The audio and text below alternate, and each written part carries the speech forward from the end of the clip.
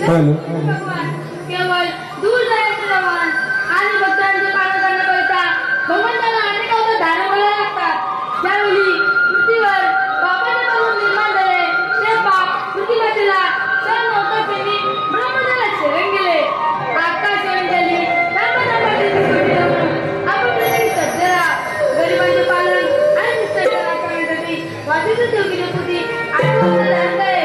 तोच मी सतीचा भगवान तुझं कोण आहे रे?